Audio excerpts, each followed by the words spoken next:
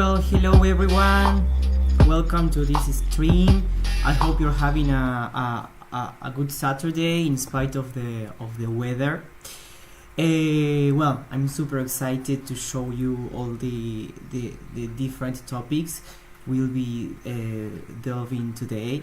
So please, I'll be reading at your comments. So just let me know if you are not able to see something or if you are not listening to me so good, because this is my very first time doing a streaming video, so let's cross our fingers and expect everything to go as expected.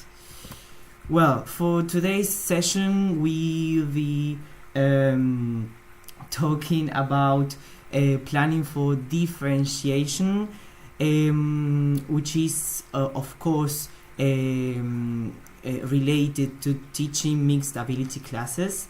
We'll be talking about the concept of universal design for language, for learning, I'll be showing a beautiful drama resource which is very helpful for our lessons. We'll be also talking about linguistic landscapes, and of course about artificial intelligence, which is one of the main topics for today. Okay, so when we talk about differentiation, first of all, it's important to know that one size doesn't fit all.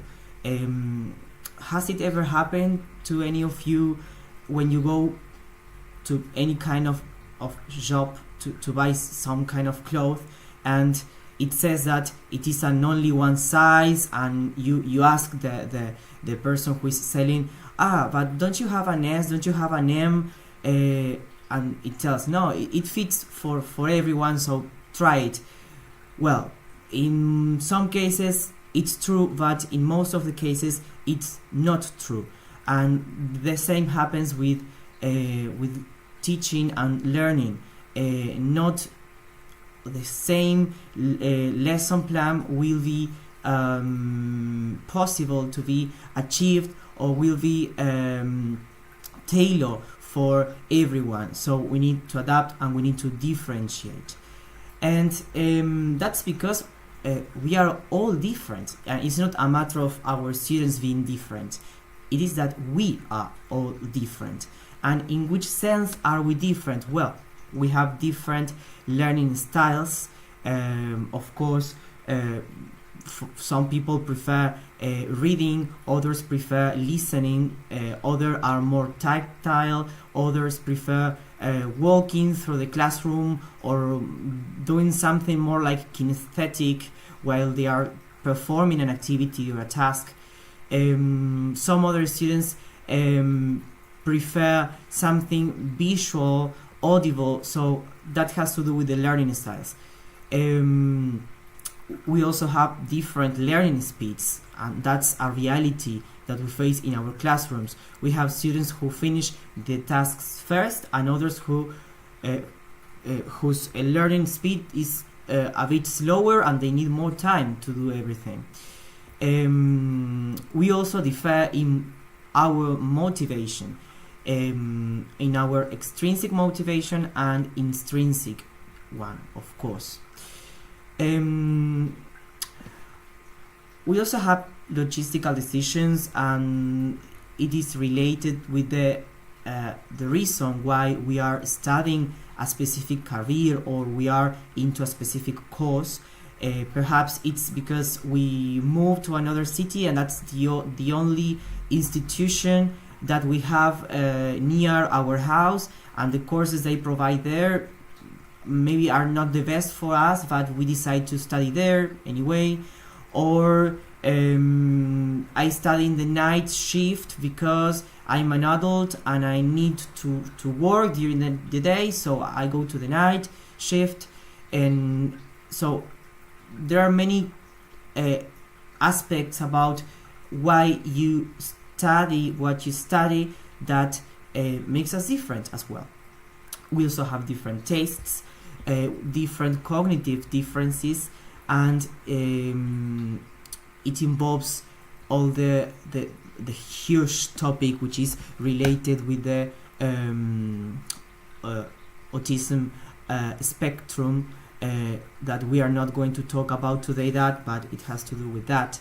Of course, we have different backgrounds, different contexts, different personalities, why not, and different former experiences with the target language, which in this case, of course, it's English, but we can be talking about any other kind of language and any other kind of subject. I mean, this presentation on this topic involves all the subjects that we teach or that we learn at different educational institutions. So moving on, let's start with what is planning for differentiation. Well, Rachel Roberts, which is an ELT teacher and a trainer, defined this term as identifying and addressing the different needs, interests, and abilities of all learners to give them the best possible chance of achieving their learning goals. So we need to be like researchers, we need to be very attentive to our students, because we need to know which are their different needs and abilities and interests that they have.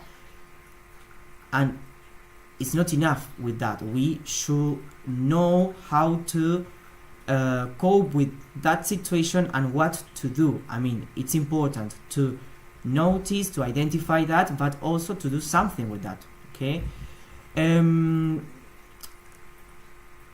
But this term differentiation or planning for differentiation in some cases is mixed up and confused with teaching mixed ability or mixed levels, but it's not the same, because when we say teaching mixed ability classes, we are talking about differences in abilities. And what an ability is, I mean, when we talk about planning for differentiation, we talk about differences apart from the abilities that our students have. And those differences are the ones that I have previously mentioned. The motivation, it has nothing to do with the ability. The context, where they come from, has nothing to do with abilities. So planning for differentiation is a wider concept which involves which takes into consideration many other aspects of our students. Okay, so in other words, we can say that it has to do with trying to focus on meeting the individual needs of our students and trying to teach the students rather than the lesson plan that we have. Okay, so that's why I decided to put this phrase here that says diverse group needs diverse input. Okay, as many inputs or different inputs as students we have in the classroom.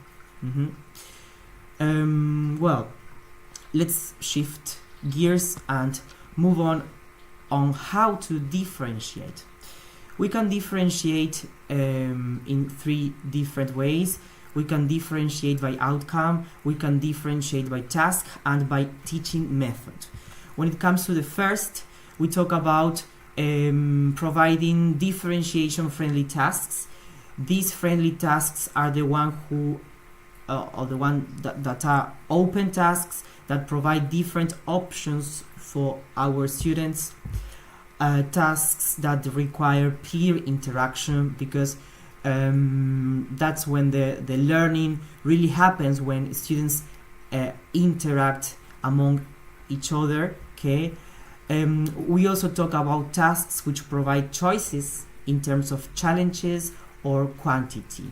Okay, but there is an issue with this, with the outcome, when we plan our lessons, because we tend to use this very famous expression that is, by the end of the lesson, blah blah blah, we'll be able to, And whether we say students or most students or some students will be able to do this or that, we are assuming that some students will not be able to do something.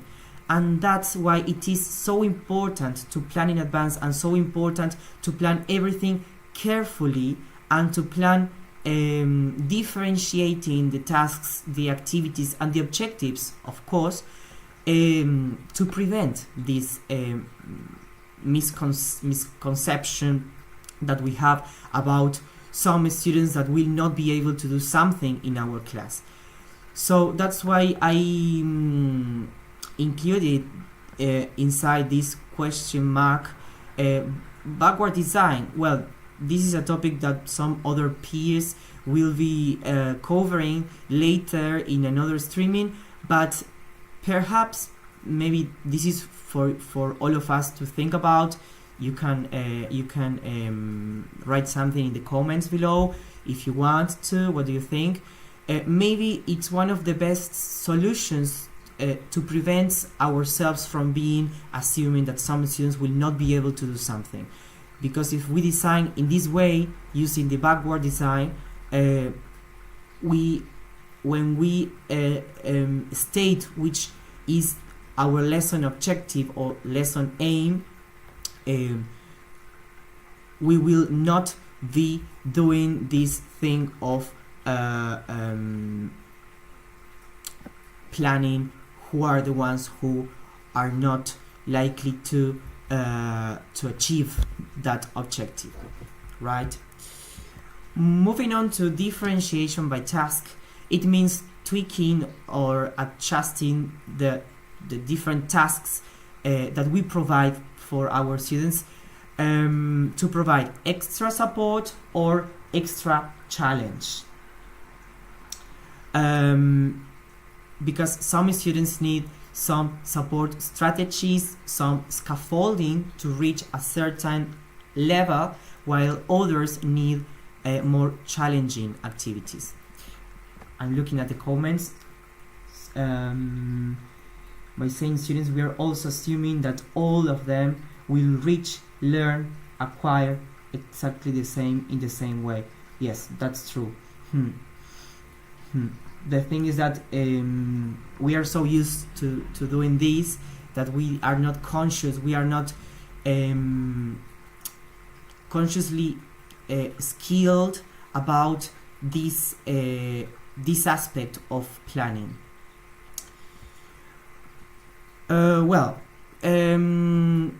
Here is a chart which I will not read.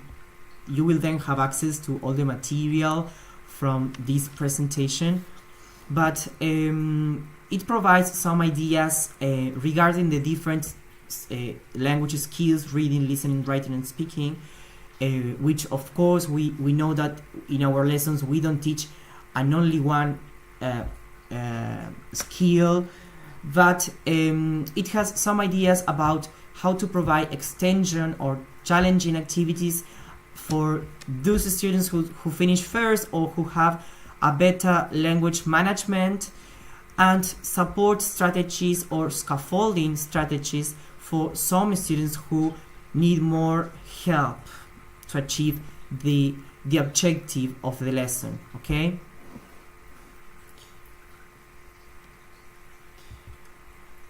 Moving on to differentiation by teaching method. It has to do with many aspects, some of them related to how we ask our students to perform particular activities, the grouping we provide, or the way we ask students to pair or to form groups. It is well known that grouping provides many benefits because it happens some kind of co-learning, because they can explain to each other. There is support among the peers and self-awareness of their language level. They can also have some peer correction, peer assessment, which is very nice. But there is something crucial when we ask our students to pair, that is who is paired with who, because in some cases we tend to pair the stronger students with students who are weaker in sense of language management or language level. And it has some benefits, but it also has some drawbacks. When we talk about the benefits, the stronger students will act as mentors. They can help the other students, they can support, give scaffolding, they reassure or they review, and it's kind of a way of checking if they have learned what whichever the topic of the lesson is, but and they boost their confidence in the English class. However, if we try to think about the disadvantages of this pairing of strong with weak students, weak students will feel comfortable with the situation of the stronger student or stronger students trying to perform all the activities, or if they have to participate in the classroom in an active way, they will feel comfortable letting the strong students participate, raise their hands, or talking or writing or sharing what they are doing. And they don't have in this situation, weak students don't have any opportunity of shining or showing if they are really understanding something or not. So how can we solve this situation? We can think about, here is a beautiful poster that gives us some examples of this. We can provide different roles for the different members of the group. We can have a recorder or note taker, a reporter, a manager, a timekeeper, caretaker, facilitator. If you want to know what each of these roles is, you can read them later. Or you can even ask students to create a name and for their own roles in among the group, and that's a very nice way of solving this situation of unbalanced activity when they work in a group. Okay. Well, another technique is using flipped classroom. Instead of being the teacher, the one who presents the topic and presents the activity, and the students just perform the activities or produce something, of course, instead of doing that, you can provide an interesting question or problem for the students to solve and to look for some information to present.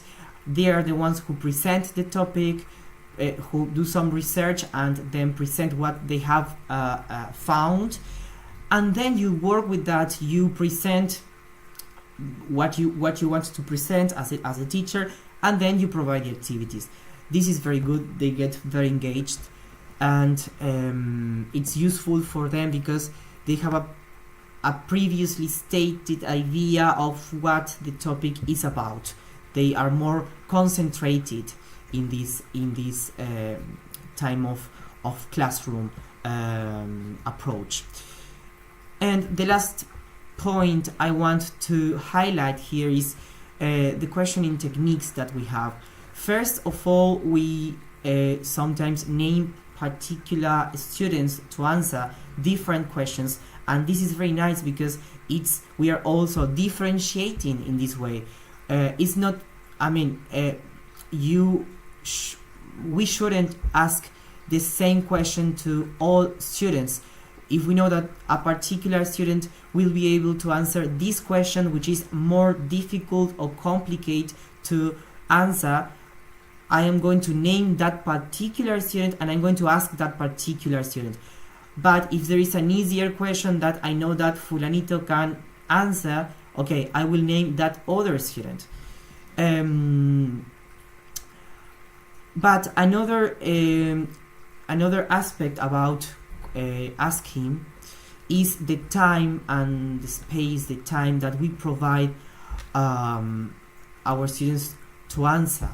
In some cases, we just run, we want to cover all the topics and all the moments of our lesson, and we make a question and we don't wait enough time, and we don't provide enough time for our students to answer. And the fact is that they need more time that we do, because we as teachers, we already know how to speak in English, we already know how to think in English. Our mind is prepared for that. The connections that our brain do are faster than the ones that a new learner or language learner can do. So they need more time to think, to articulate the theoretical part or grammatical or whatever, with how to form the answer in their brains to then produce the answer. So they need a little bit more of time before giving an answer, giving an output. And sometimes that uncomfortable silence in the classroom is needed, and it doesn't mean that they don't know, it means that they are thinking. Okay.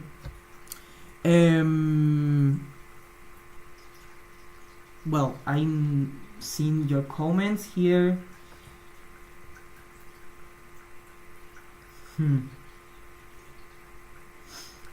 How two girls that usually work together, but sometimes the stronger one takes the wheel. Yes, that's the thing. That's why roles division is the answer for that, I believe.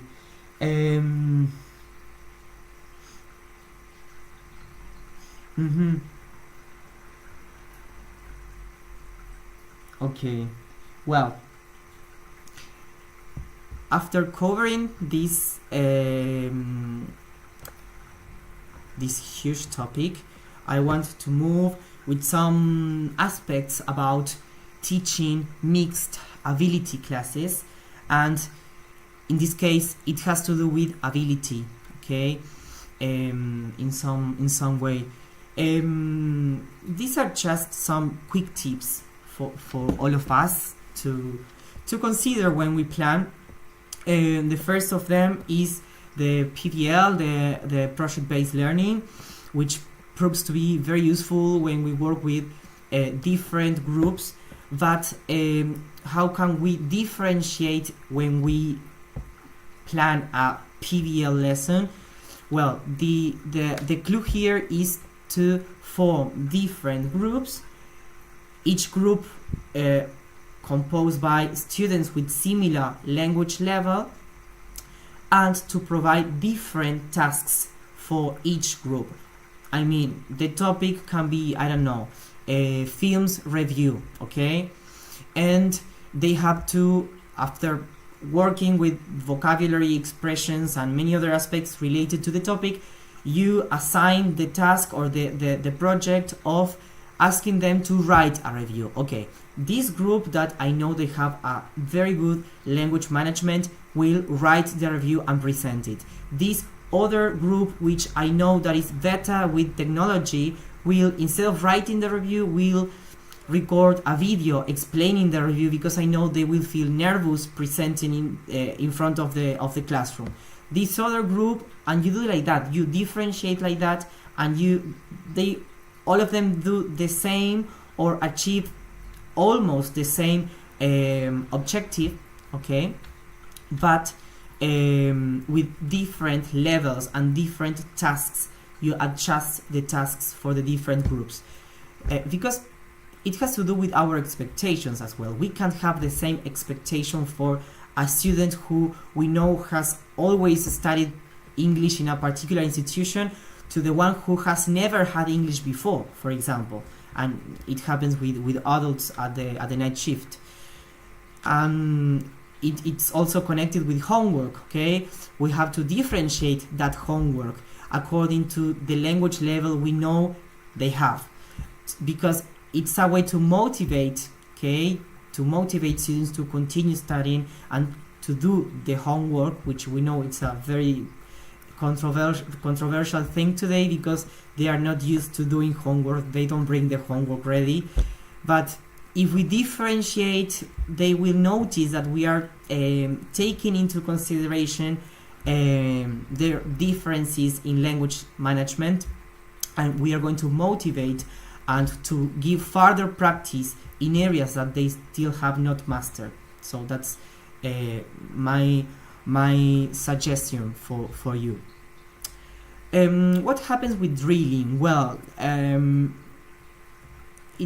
there is a debate among this topic, because some people say that drilling is something very old-fashioned, but as far as I'm concerned, I believe that without overusing it, it's good, because it provides a good space or opportunity to practice rhythm, to practice intonation. It also works as a way to call their attention if they are a bit lost, or if they are not concentrating in what you're working with, and it also involves the weaker students or the ones who are shy, because if you ask the students to repeat some word or some expression, then they will see that the other peers do it, so they repeat all together, and it boosts the motivation, and it increases the participation. But of course, the important here is not to overuse it.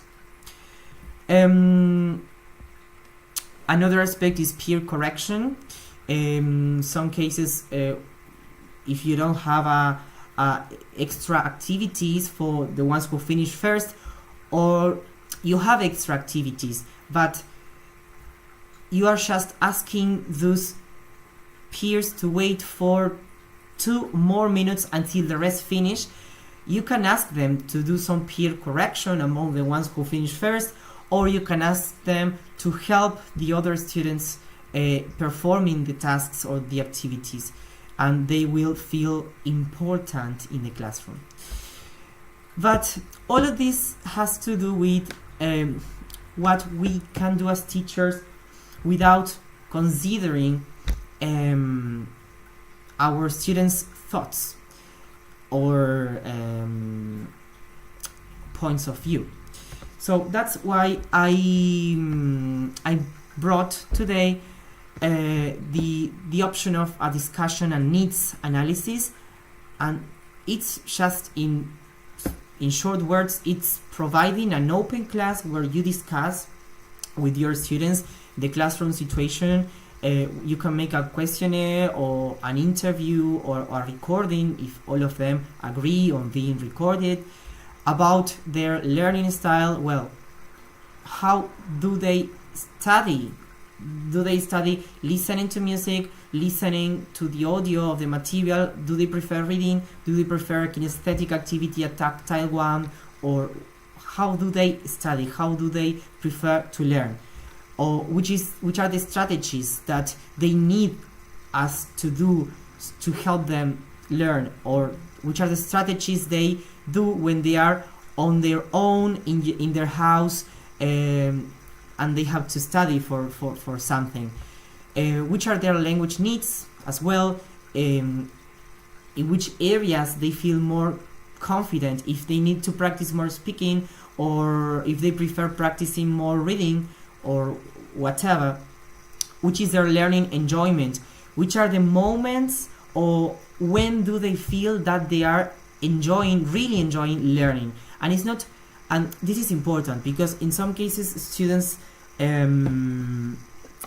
compare or have enjoyment as amusement or entertainment, and I mean, it's not that they need to be entertained, but they have to enjoy the classroom or the lesson, because it has to do more with being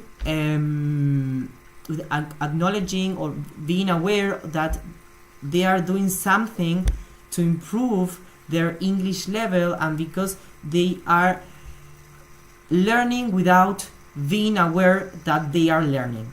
Okay, they are learning in a way that they are enjoying the class, they are spending a good moment with their peers, with the teacher, and the environment is so nice that they are learning, but they are not so conscious about, oh, we are in the English classroom, we are learning this topic and I have to do this. Okay, that's the enjoyment, or what I perceive enjoyment has to do with. Which is their motivation, of course, for learning, and which are their language strengths and weaknesses. Okay, we can talk with the students, we can ask them to answer all of these questions. So we have a wider overview of which is the classroom situation. And we can also provide, after we do a kind of analysis and depuration of this data, we can give a list of possible approaches to solve their differences, and we can let students rank these approaches. And it's a kind of didactic contract that we can do with them. I'm used to doing this contract with the groups at the very beginning of the year. I provide some posters, some posters, and I ask them to tell me, to write how they prefer learning, and which activities they like the most, or what they expect from me, what they consider a good English class is. And of course it has to do with a contract from both sides, because they also have to write what they are likely to do, or willingness to do, willing to do, to go along with those approaches or those things that they are expecting or asking me to do. This is a very good way to create some engagement and to let students know that we consider themselves, that it's not just that we go to the classroom and we start talking, or we prepare an activity without even bearing in mind their differences.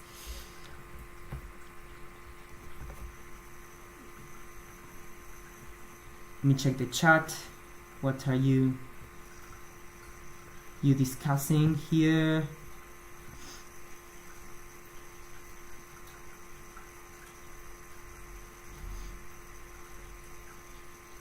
Okay, you know that it looks easier,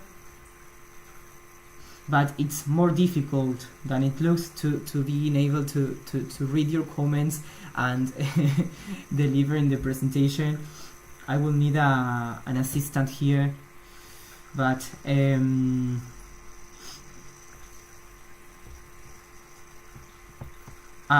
looking at very amazing opinions that you are stating.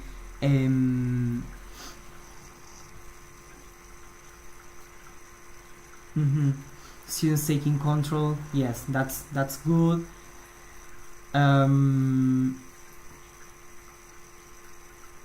Okay, maybe let's move on, because I have some little break for all of us. I decided to add a break to be able to see most of your comments and to discuss a little bit through the chat if we need to, or if you need to stand up and prepare a coffee, prepare a tea. So let's move on. What's the role of the correction of the mistakes that our students have? Well, of course, it's our role it has to do with our role as educators to correct if we see that something is not so accurate, but up to a certain point, because we also need to differentiate in the way we correct. We need to be sensitive and selective, because it can end in a student not wanting to participate anymore in the classroom. So the idea is don't overcorrect, okay, because some students will lose their confidence in participating or in interacting with others. That's the thing. For example, if they are dramatizing something or trying to act something out, and there are just little mistakes that don't interfere with the fluency or with the communication, that they are not a breakdown in communication, well, in that case it's not necessary to correct them. Perhaps the best thing to do is to make after all the groups, just thinking about this case of an interaction among two students who are performing some kind of conversation, okay? Maybe after all the groups have performed that activity, you can make a list of the words or expressions that were not so accurate or that you want to highlight and correct, and you can correct all together on the whiteboard or in the computer or whatever, whichever is the source you're using for writing or presenting. Talking about giving instructions, well, of course they need to be clear and concise, and you can use hand gestures and to support your explanations, because some students need it. It's not the same if I'm saying hello, how are you, how do you feel today? For example, I feel tired. It's not the same as if you say hello, how are you today? For example, I feel tired, and you act out that thing, and it's a complete different world for them, or at least for the students who need something more more interactive. I mean, it's just hand gestures, but for them it's more interactive because they can relate the gestures with the expressions or the vocabulary that you're using. And another thing is how can we know if they understand what we are explaining them to do? We can use checking and understanding techniques. There are many, but the ones that I use the most are working with the stronger ones. I sometimes, because as I try not to use the L1 in the classroom, I don't want to use Spanish, I ask, okay, Pepito, could you please explain to the rest what do you have to do? Or if I don't want to name anyone in particular, I say, well, I need a volunteer to explain in Spanish or in English what do you have to do. And it's the best for them because I am not the one who is using who is using Spanish. I'm only using English, but the ones who are able to understand my instructions are able to explain, even if it's in Spanish, they can explain to the rest what the task is about.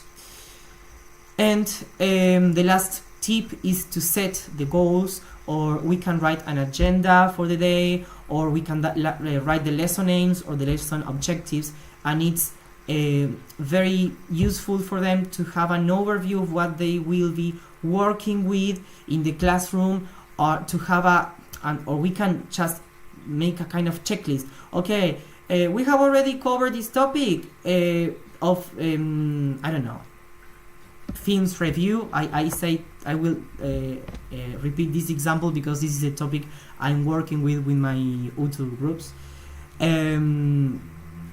Okay, have we already covered this topic of the adjectives about describing a film? Yes or no? Yes. Okay, checklist. Okay, and they can have a better control of what comes next and what they have already done, because sometimes it has to do with lowering a little bit the anxiety that they have, because anxiety is an issue that most of our students and we as teachers as well have. So it's a good way to control the anxiety, to have an overview of what is planned for the lesson. Okay, well,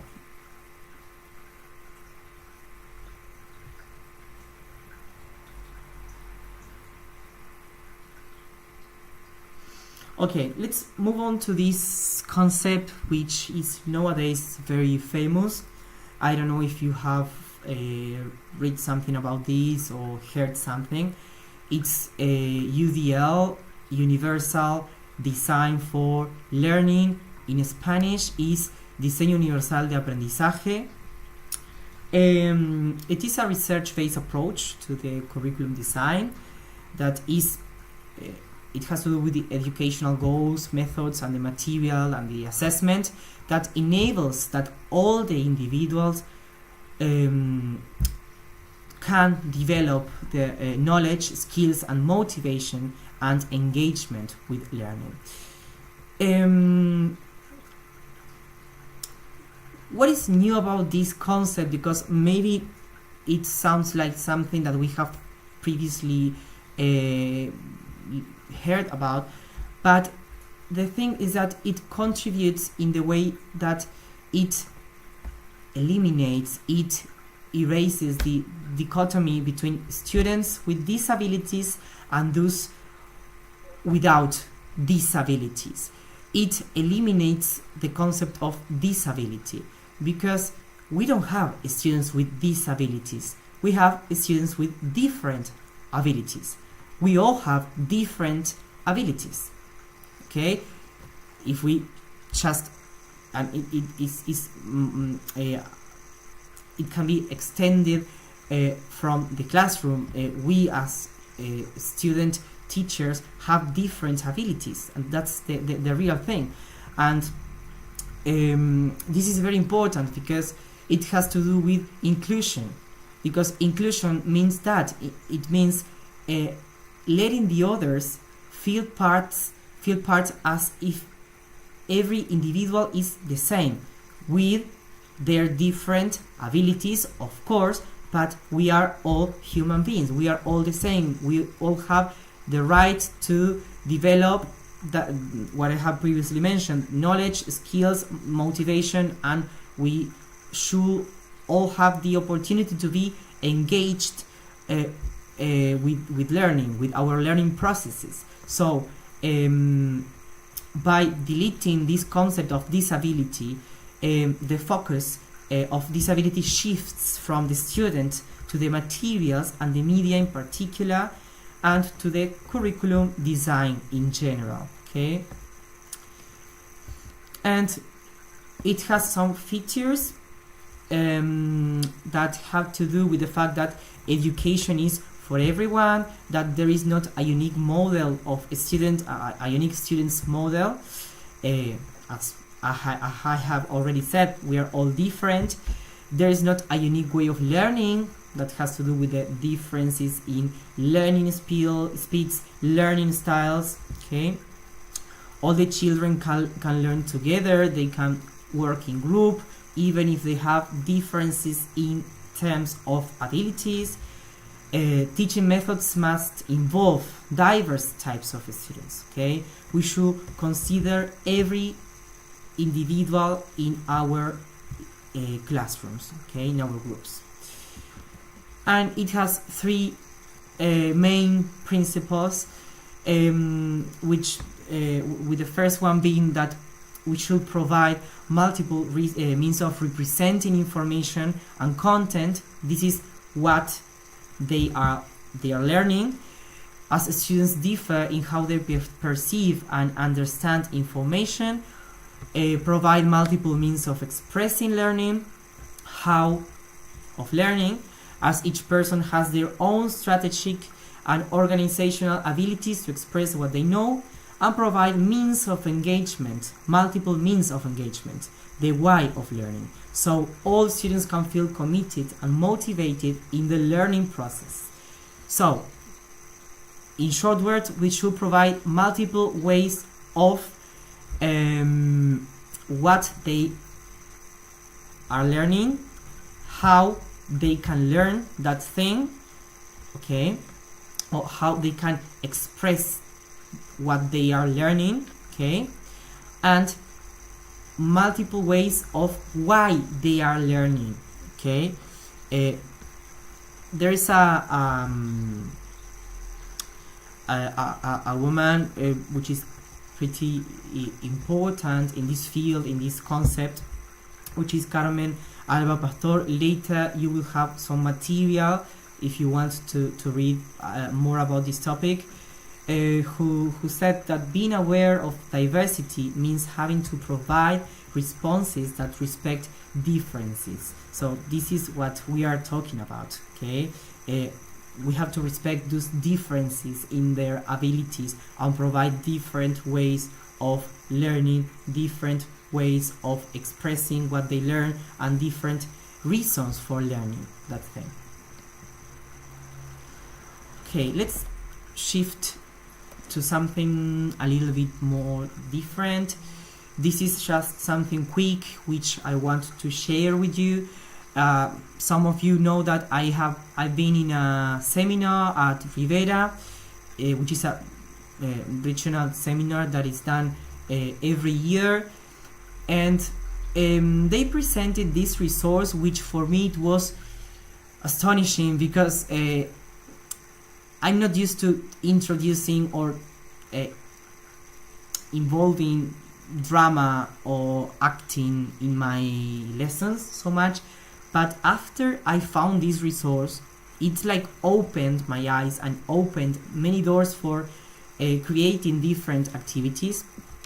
If you want to access this website, you will have it later, then I explain where the materials are, but you just Google drama resource, and the website is called like this, drama resource, and they provide different ways, different activities and ideas that we can do with our students, and they are not just for assessing something. They can be a kind of warm up. I don't know, if they are tired and you need that the environment of the classroom is for doing something more kinesthetic, for dancing or doing something different, you can just do it. I don't know all the different activities, but the one that I used yesterday with one of the groups that I have at UTU was fruit salad. More or less, it's a game where they have to make a circle. They have to write the name of a fruit in a sheet of paper, okay, in a paper stripe, and one student has to be in the middle of the circle and has to say the fruit of another peer 3 times without being interrupted. If that student in the middle is able to say the another peer's fruit 3 times, can escape from the middle. The idea is that the circle is a kind of bowl, the bowl for the salad, okay? But if that student is interrupted, and how can we interrupt that student who is in the middle? We have to say the name of the fruit that he or she has 3 times, okay? If we interrupt that student, he or she can't escape. The thing is that they have to pronounce and repeat very fast, and it's very fun for them because they laugh and they get stuck when they try to pronounce very fast. And you can adapt this game. In my case, I was working with films review, and we were working with some vocabulary like the plot, the cast, the soundtrack, the special effects, and many other terms related to that topic. And instead of writing fruits, they had to write one of those words related to the vocabulary to describe a film. Here I'm reading a comment, which is how from Ana Clara, which is how would you adapt this with an extremely shy student? Well, that's a very, very nice question, because maybe for that student who is shy and is not willingness to participate so much in the classroom, he won't feel comfortable being in the center of a circle where surrounded by other peers, and where in some cases everyone is shouting to the person in the middle because they are trying to repeat the word that student has in the paper stripe. Maybe in that case it has more drawbacks than benefits, but it depends on the classroom environment. Maybe that student is shy, but he has a good relationship with the rest of the student, so he participates at the end. In one of the groups, I have a student who is very shy, who always says, I know nothing about English, I don't know how to talk in English, I don't know how to write. Well, but she does, she knows how to write, but it's that kind of a student who doesn't have motivation and self-awareness of her own English level. And when I explained this game, she said, no, I won't participate because it's too difficult. I can't talk in English. How can you ask me to repeat a word 3 times in English if I can't even produce one word? Well, she won the game. She finished winning the game because she was very fast. She, of course, I mean, the idea was to make something fun, to start the class. It was a terrible day, it was raining, and I wasn't concentrated in the pronunciation. The idea was for them to have fun, to repeat, to revisit that vocabulary that we have previously worked with, and for her it was amazing because she said, finally I won, I could repeat the words and it was fun. And I told her, you see that don't you see that you know how to talk in English, you know how to repeat words, you know things in English, and that has to do with motivation, I believe. Okay, let's move on to the last topic before the break. This is another concept that I heard and that was presented in that seminar, which for me it changed the whole game, let's say, and because I have never paid attention to the different things that appear on the street, the different signs, and it has to do with linguistic landscapes. What is a linguistic landscape? It's the visibility and salience of language on public and commercial signs in a given territory or region, and it encompasses the language of public road signs, advertising billboards, street names, place names, commercial shop signs, and public signs on government buildings. Okay, it's everything that we see when we walk through the street or when we enter to a place. Okay, the different signs that we can see can be categorized as top down and bottom up. The top down have to do more with something that is created by official official institutions, things that are created by the government, okay, and public things, okay. Bottom up has to do more with something more private, with something from a particular part of the society, or for example from a particular group of people who speak a dialect or a language, an English variety. It has to do with that bottom up items, okay. And why did I bring this concept today to share with you? Because it has, we can connect this concept with education and with our practice, okay. It can help in reflecting our students' diversity, okay. It provides insights into the linguistic diversity of the student population, okay. It helps with language learning, okay, because it can be used as a resource for language learning.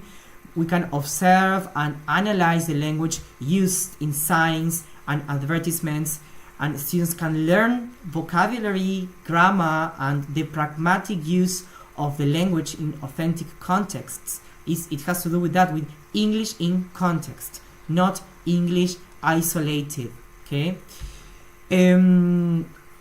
We promote multilingualism with this, okay, and not only talking about different languages. It can also has to do with dialects or English varieties. We can provide students with the topic of different English varieties that they are exposed to every day, or when they watch or listen to something in English. For example, the students who like pop music from the United States will probably be exposed to expressions or vocabulary than the ones who prefer rap or other things, okay. And that has to do with English varieties and from different countries, and it can foster the appreciation for the diverse linguistic resources that are present in the community, okay. It proves to be beneficial for providing a critical language awareness, because it can develop students' critical language awareness. They can analyze the issues of the language status, the power dynamics, the language ideologies, which are reflected in their own contexts and environments. And it also develops a sense of belonging, okay. And with this last point, I will, in a couple of minutes, I will talk about some ideas on how to use it. But before that, there is an author which is Kumarava Divelu, that you might know, you might have read something about him, which talks about this concept of linguistic landscapes. And he says that we can't ignore the ecology of the places where the process of teaching learning occurs, because the things that are present in the context means something. There's a message behind that has to do with an ideology, a status, or it has to do with their environment, their backgrounds. And he proposes the importance of exploring and taking into consideration local particularities, and that these are used as a basis for curricular design, okay. How can we use this concept in our classrooms, okay, apart that the benefits that it has, the ones that I mentioned before? We can use it to take students on a neighborhood walk to observe and document the linguistic landscape of the school's surroundings. This is a very nice activity. We can engage students in analyzing and interpreting the linguistic landscape, discussing how the language is used, the relative prominence, and the message that are conveyed, okay. We can facilitate discussions on the relationship between linguistic landscapes and language policies or power structures and social issues as well. But we can also do something else, which this is a huge idea that came to my mind when I listened to that teacher talking. Perhaps you know the teacher. It's a teacher of literature and linguistics from the IPA. As soon as I remember her name, I'll tell you. But there is a project which I'm about to do with her collaboration. It's Virginia Frade, okay? This project will be presented in Nanutu, where I work, in the YouTube Palermo. And it has to do with asking students to create their own linguistic landscape, okay, along with the teachers, and to encourage them to think about the different vocabulary or expressions or chunks or material that they feel they need to improve their English level. The benefits of this kind of projects is that, apart from boosting their confidence in the use of the target language and their motivation towards learning it, they will develop a sense of belonging by designing original materials. Of course, we need something for this project. There's a lot to think about. The idea is to create a competition among different groups, where they have to create material and present it, and then there will be a kind of space to vote which is the best or which they like the most. And the idea is to have that linguistic landscape created by students in all the classrooms, in the corridors. That's the idea. For example, I noticed that with some groups, when I enter to the classroom and I ask, and I say, hello, how are you? How are you today? In some cases, they didn't know how to answer.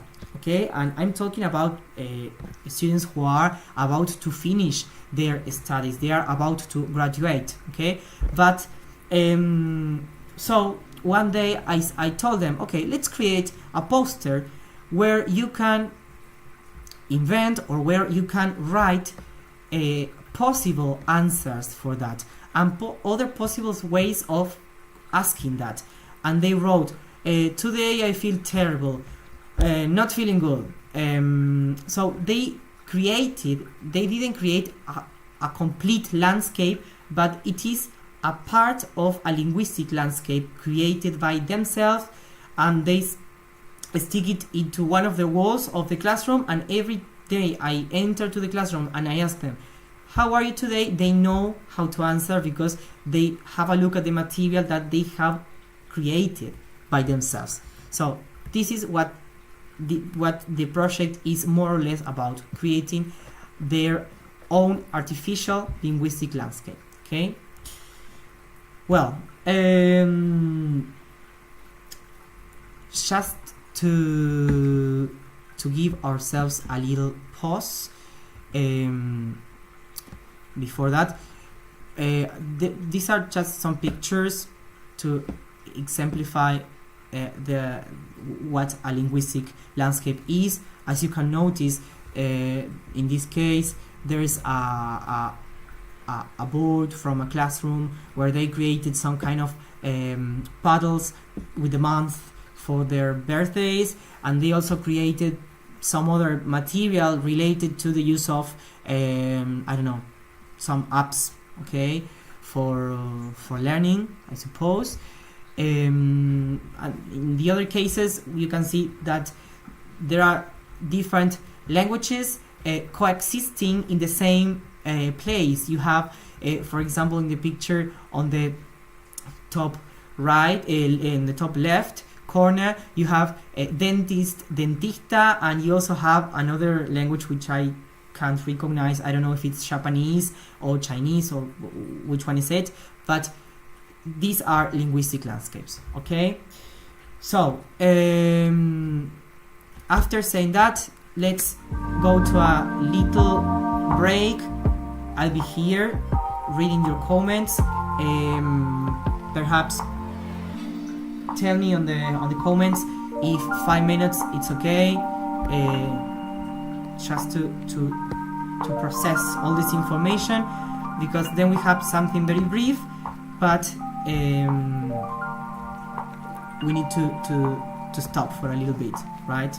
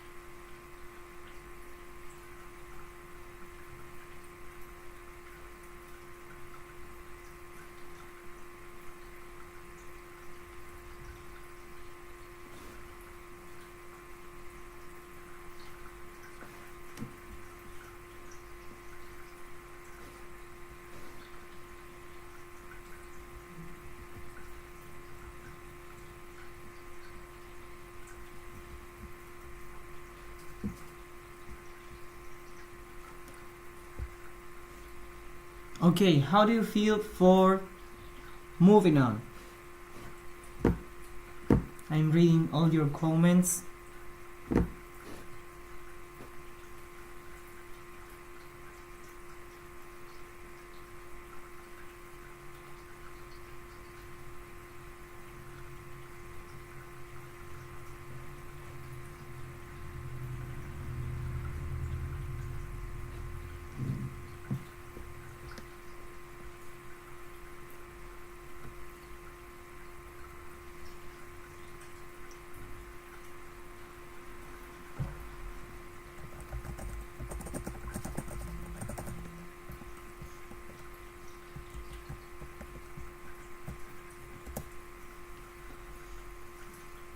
Yes, Ana Clara, that website is amazing. There are many others, I suppose I haven't explored enough, but it's a really nice one. It was drama teacher who showed that website, and it was pretty nice. Well, okay, let's continue. Well, now we have one of the last topics for our session, which has to do with the artificial intelligence, a very controversial topic, and very famous, of course. So let's start covering the concept. Okay, I mean, this term of artificial intelligence is not something new. Indeed, it was coined in 1956 by an academic at an academic meeting. Okay, but of course it has evolved and it has changed thousands of times until what we can define nowadays as machines that replicate certain characteristics of human intelligence, such as the perception, learning, reasoning, problem solving, linguistic interaction, and creative work. In other words, it's the ability of computer systems to emulate human cognitive functions. Okay? There are many kinds of artificial intelligences. There are specific ones that specialize in replicating a particular human capability or ability. That's the one that we use nowadays. There exists the general, which exceeds human capabilities in all areas of knowledge, which is still in development. This is the one that we should fear of, because it's still in development, but perhaps in the foreseeable future it will be the most used one, and well, this is the one that appears in the science fiction movies. Okay, but the specific one, that is the one that we use nowadays, or that is currently used in or normally seen in different parts, can't think by itself. I mean, it has the ability to learn from the input that we provide, but it can't produce an output without an input. That's the thing. Inside specific artificial intelligences, we have generative, which is the case of the ChatGPT, because it can create new content, okay, like texts, images, music, codes. Okay, conversational, which is the one that appears on the chatbots. Okay, when you when you try to contact your any company and you don't get an answer from a person, you get an answer which is produced by a machine. Okay, and the ones who are limited memory, which can store and use the data, the information, to make future decisions but within a limited memory. Okay. At first, as far as I'm concerned, ChatGPT used to be a limited memory artificial intelligence and a generative at the same time, but now it's limitless because it has access to the different internet browsers. Okay. Why it's important to consider using this tool in our classroom? Well, first of all, it's a change of the paradigm in the framework of the ICT integrated curricular transformación curricular integral. Okay, it is suggested to use it. There are hundreds of courses and seminars and webinars almost every Tuesday and Thursday, at least at UTU. But if you enter on the internet or if you are scrolling on Instagram, they might appear many courses. Fundación Telefónica is also providing different courses where you can get a degree after you cover all the topics of the course and you do some kind of task or multiple option activity assessment. But apart from this, because we are asked as teachers to use it nowadays, because of creating innovative proposals for the classroom. Okay, it helps ourselves to create faster and more creative activities. Okay, for the development of those competencies that we should cover nowadays. Another reason for using it is because we have to prepare our students to interact effectively with this technology, which is in constant evolution. The idea is not to show our students that this tool exists and letting them do whatever they want. No, because the idea is to teach them how to think critically and how to be creative and responsible in the use of these tools. Okay, because it's closely connected with the ethics and the morals of the use of different materials. Okay, it has to do with plagiarism as well. They should know how to use these tools for a meaningful purpose. Okay, because the idea is that they stop using it for cheating and start using it for something more creative or something that can boost their language management or their competencies or their creativity or whatever, but not for cheating. That's what they are using it for nowadays, which is not something so different from what we had when we were teenagers at the high school. For example, I used to look for the answers for the different tasks at Yahoo Respuestas or at El Rincón del Vago. You might remember those different websites, or when you Google some kind of task or answer for a question, you are cheating. If you just copy the thing and that's all, you are cheating. And if you don't quote the author or the authors or the source where you took the information from, that's plagiarism.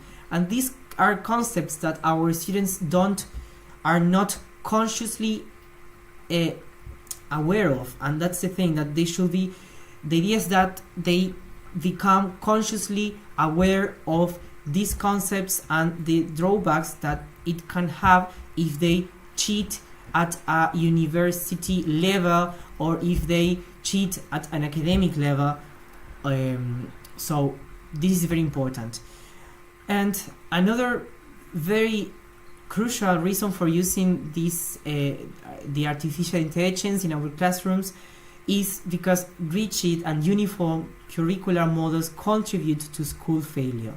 And this is proved. There's scientific research that students who study at educational systems where they can't use their mobile phones, they can't use a television, they just use the whiteboard, paper and pen or pencil, they start to desert. They start to, there's the amount of students who don't attend to classes anymore is huge, and they start to fail. They lose their motivation because they feel that system is not prepared for them. And it's true. Imagine if we nowadays how we will feel if we nowadays go back to the future, but knowing the things that we have in this reality, and study at the place where our grandparents used to study, where they used to have different techniques of correcting the mistakes or correcting the misbehavior of the students. How would you feel in that case? Terrible. You will feel that that environment is not prepared, is not tailored for you. And the same happens with the students that we have nowadays. We are the ones who need to adapt to them. They are not the ones who have to adapt to our needs or our reality. It's the other way around. So let's go to the practical aspect of this. The example that one of the examples that I brought today is using ChatGPT, but it can it's the same with any other generative artificial intelligence. So let's start with the prompt. What is a prompt? Which is the piece of text or the instructions or the what you introduce to the language model to generate a response. A prompt, which is something of constant debate nowadays, is not a programming language. It can be discussed later in another stream, but it's not a programming language. It has some differences, and the people who study computer sciences have more reasons than me to explain this, why it is not a programming language, but just I want you to have that idea in mind. But a prompt can be compared to the concept of input and output. It is the input that we provide, okay, as the same input that we provide to our students when we expect an output, when we expect them to produce something. Okay, it's the same input that we provide to this language model to receive an output. Okay, and to clarify a little bit more, I have many, but this is the principal example. This is a PDP lesson plan that I created along with my CT, my collaborative teacher, for our 4th grade group at the high school I'm doing my practice. The topic was places, and the lesson name, just for you to know the context, is at the end of the lesson, students will be able to show understanding of the text and the simple past by solving a true, false, and not mentioned activity, and then completing an exit ticket by doing a dialogue. This was the original lesson plan, but we needed to adapt it because we understood, and after analyzing their diagnostic tests, we noticed that we had students with very different abilities. So we needed to adapt this material for those different levels of language. So this was the worksheet that was supposed to be presented, to be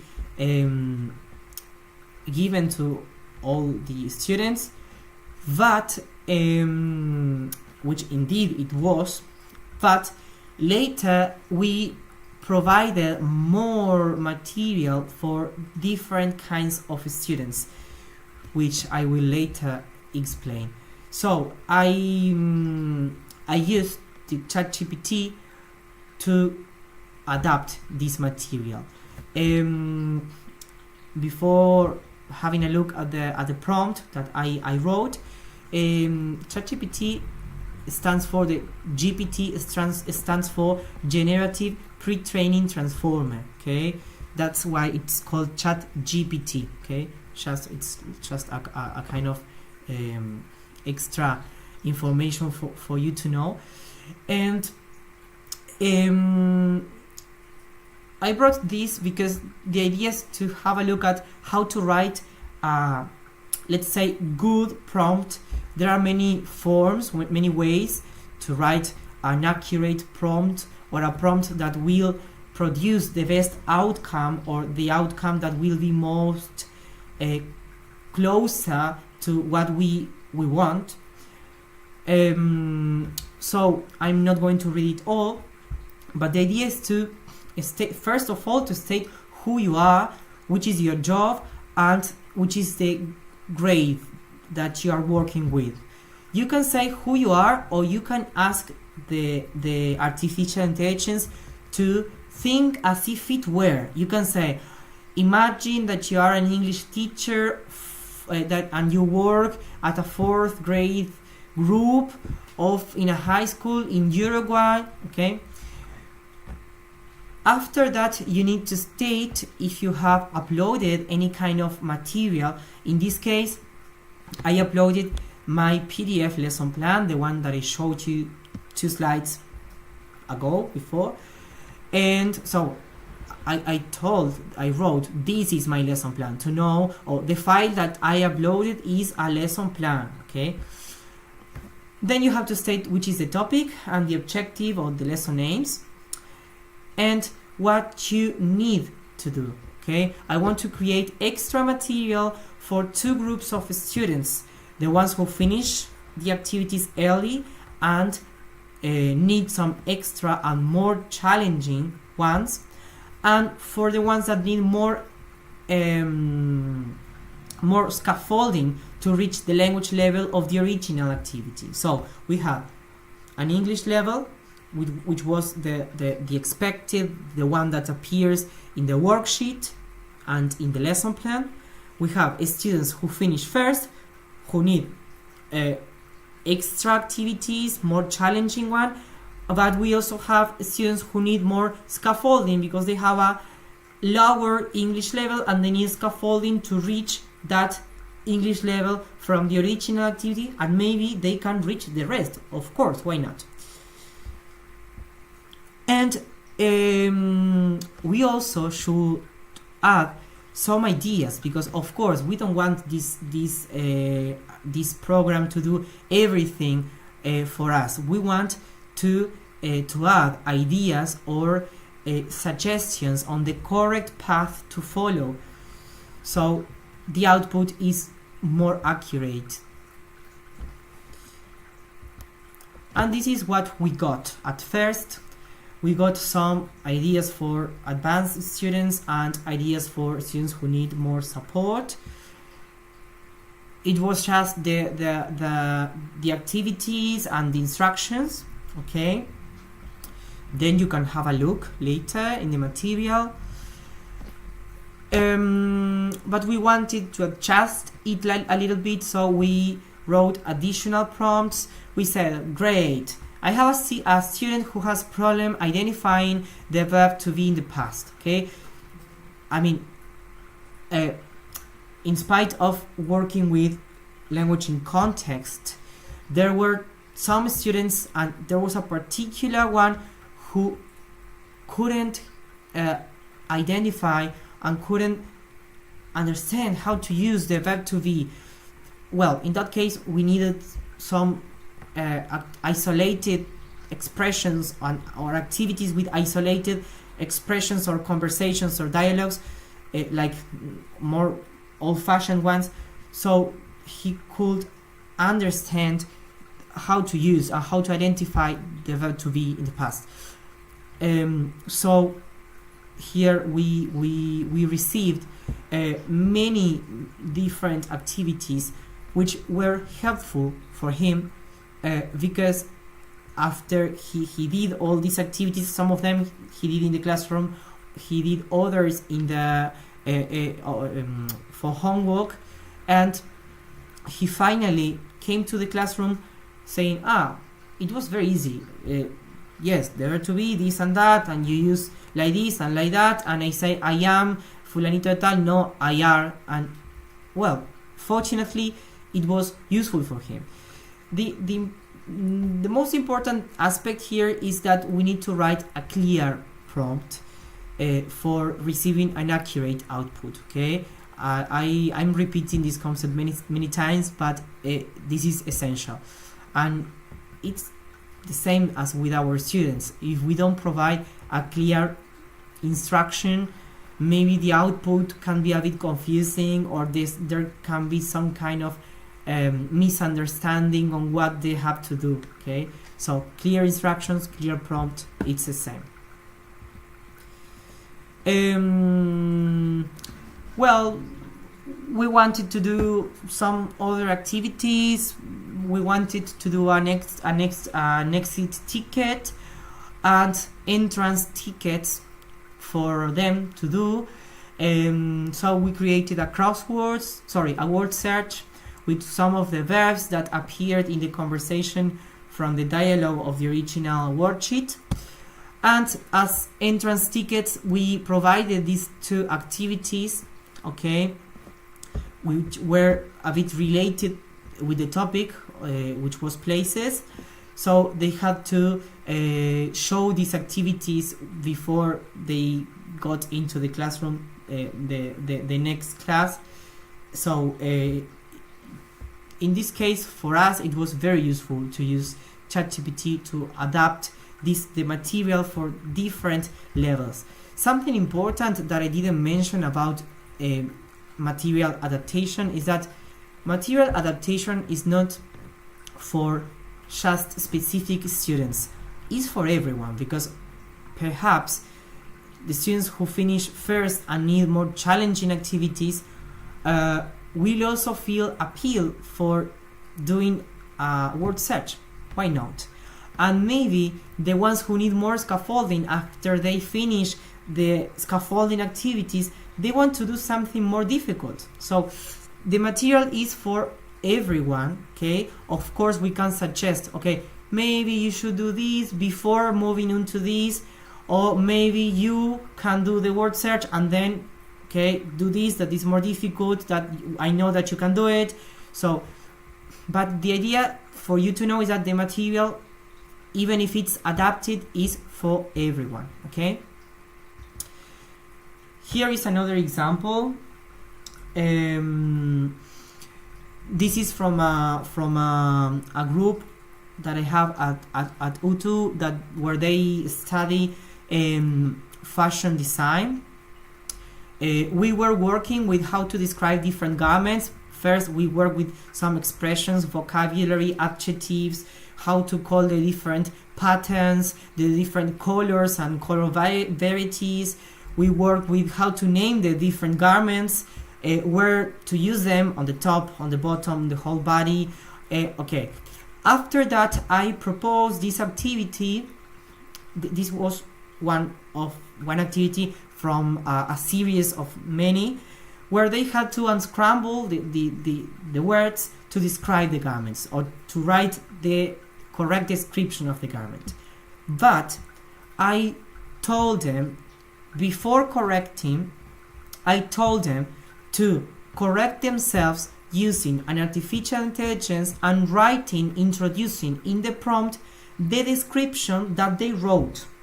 So they wrote, suppose that some student wrote a dark green tartan jacket, and when she introduced that prompt, in this case they use Canva, okay, Canva now has a tool that where they can create GIFs, videos, short videos, and images, and they can select the artistic type, or yes, the artistic type.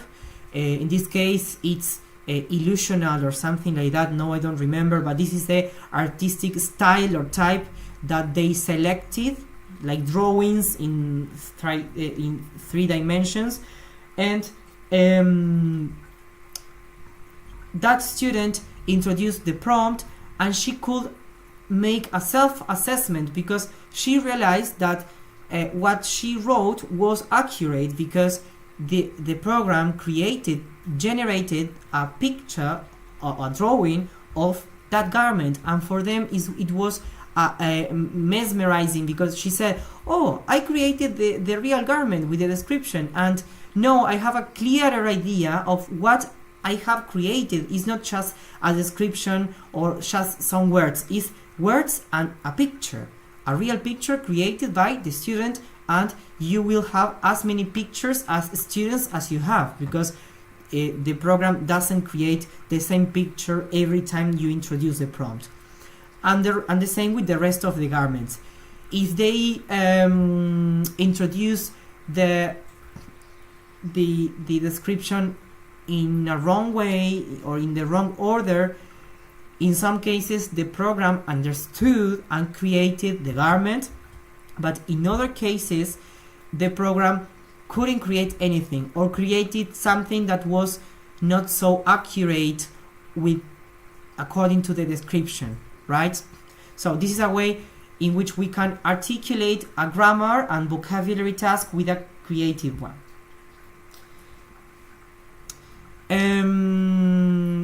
This is another example.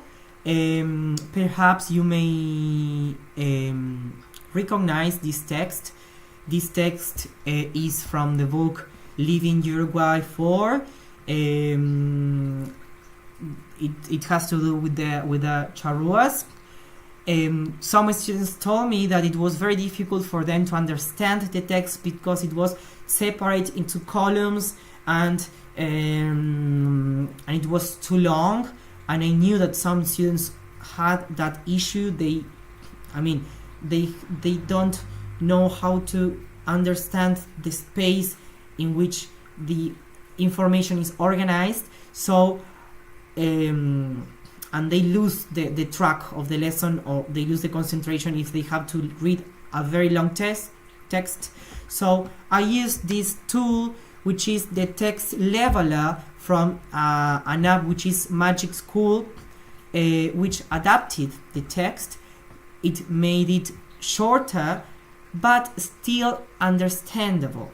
And another important thing is that I included the activities with the text that were below the text, below the original text.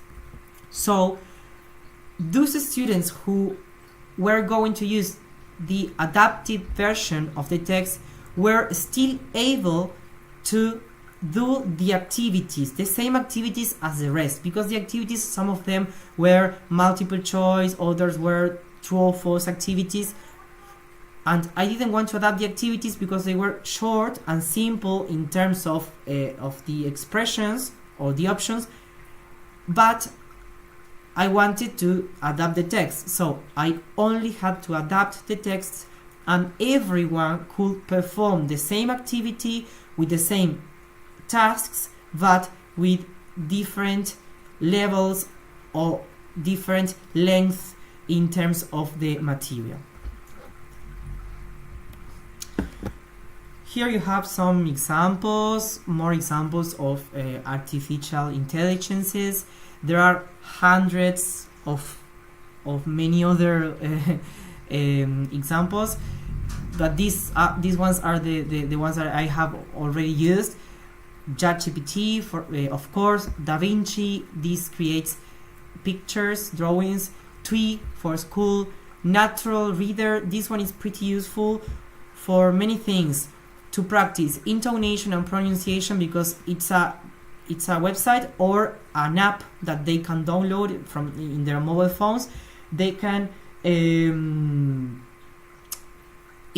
can dictate or scan with their mobile phones with the camera, or they can upload a PDF file or with any other kind of format, or they can write a text or a chunk or an expression or a word, and they can select the speaker they feel more comfortable with and the speed, and they can listen to the pronunciation of the word or the expression, or they can listen to the text. And this has to do with multimodality, because, for example, some students who prefer listening to the material instead of reading, they can upload the material and listen to it faster, slower, as they prefer, with a speaker from the United States, with a speaker from the UK, or with a speaker from whichever place you can imagine. And it's also useful for the ones who prefer reading and listening at the same time, which is my case. For example, I'm used to listening and reading the material at the same time using this app, because it helps me to concentrate if I have someone else reading for me. Okay. Well, Kahoot, I believe that we have all used this app because it creates competitive games which students love. But we also have quizzes, which is another alternative, which I didn't know until I found it looking for different artificial intelligences. We have Google Read and Write. It's a bit, it's similar to Natural Reader, but it has other functions that you can explore. It can read the material, so it's very nice. If you have blind students, this is very useful, because Read and Write, as far as I'm concerned, it has a tool for blind people which tells you what are you pointing with the arrow of your mouse. Okay, so it's very useful in that case. We have Plan Maestro, which is not an app. If you want to explore more, it's on Instagram. You look for the Instagram, it's Plan Maestro. It's a teacher which created an artificial intelligence which goes along with the new Transformación Educativa, because it's a kind of app where you can plan. It has some things that are pre-established with the competencies and all the things. Then we have Gemini, which is for creating short videos and pictures. Magic School, which is the one that I previously mentioned. It has many functions. It creates worksheets. You can upload a video from YouTube or an audio, and it creates a worksheet from it, or it creates activities. You have Teachmate AI, Canva, AI tools, the one of the pictures of the fashion design, Perplexity, and you have Brisk for teaching or for learning, I believe, which creates slides from text. It creates presentations very fast and accurate, and it creates many other things. And of course, this is an area in continuous development, so these are the ones that I know that I have used, but of course there are many others, and in the future there will be many more, of course. Well, before jumping to our end, here I brought a reflection on this topic of the artificial intelligence, which was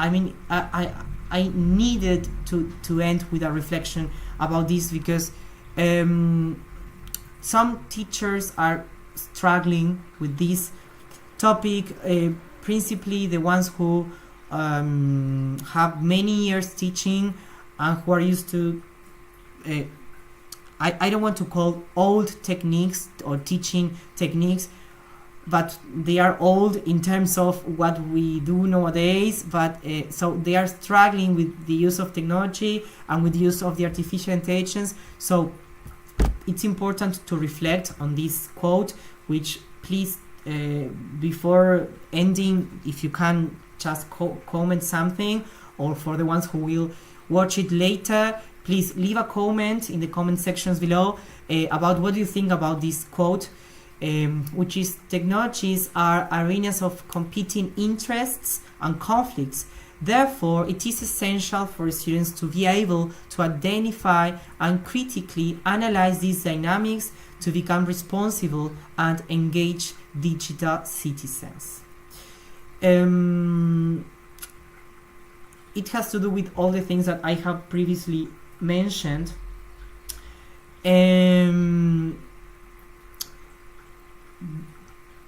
is linked with the idea of teaching students that these tools exist, that they can use it, that we as teachers can use it, but for a meaningful, purposeful, and for the good, not for the bad, not to teach, not to do plagiarism, and it has to do with being responsible citizens and responsible digital citizens, because they are used to using many different technological tools, but they don't think in the consequences that these things have. They save the passwords of their accounts, they comment anything they feel they want to in other persons' posts, pictures on Instagram, without thinking about the consequences that this can bring. So this can open with the classroom, this can be a good idea to have an open discussion with our students on, well, this exists, we are going to use it in this way, not in this other way, because this and this can happen if you are not aware and if you don't use it in a good way, or in an appropriate way. So to wrap up, I want to state, to revisit the principal points of this stream. Differentiation is essential for meeting the diverse needs of all learners in a classroom. Embracing students' diversity and adapting teaching to individual needs is crucial for student success. Rigid one-size-fits-all curricula contribute to disengagement and underachievement of our students. Developing students' critical thinking and sense of responsibility should be prioritized alongside academic content. The UDL provides a framework for designing curriculum that is accessible and engaging for students with a wide range of abilities. Again, not disabilities, different abilities, right? AI can be a valuable tool for quickly creating differentiated materials to support diverse learner needs and support our teaching efforts. It's crucial to check, of course, the AI-generated content to ensure accuracy. Writing a clear and detailed prompt is crucial to get the best possible output. And last but not the least, that as educators our role is irreplaceable because of our expertise, our judgment, our feelings, our emotional intelligence, our human warmth, and the empathy that we bring, that we put on the table when we interact with our students. And this is very important because it's not the idea to fear of this tool. The idea is to empower ourselves as educators by being aware of these characteristics that we have that the artificial intelligence lacks of. So here is the some of the material that I consulted for this presentation. You will find all this material here. If you scan this QR code, it will take you to a Drive folder where you have all the PDFs uploaded, and you will also find a document that has, if you enter to the document, you have a chart with other titles and the links, because these were materials that were taken from the internet and are virtual materials which can't be downloaded. So you can have access to all the material that that I used if you want to explore and expand a little bit more on these topics. So, well, that's a wrap. Thank you so much for joining me today. I hope you found this stream useful. Perhaps you are like overwhelmed with all the information, but the idea was to compress as much as I could and to bring the experience in the seminar where I went to. And okay, before finishing, I will just read some of your comments. If you want to tell me something else, I'm here for 5 minutes more. So thank you so much, and let's wait for the rest of your presentations and the rest of the streams that are about to come in the next weeks.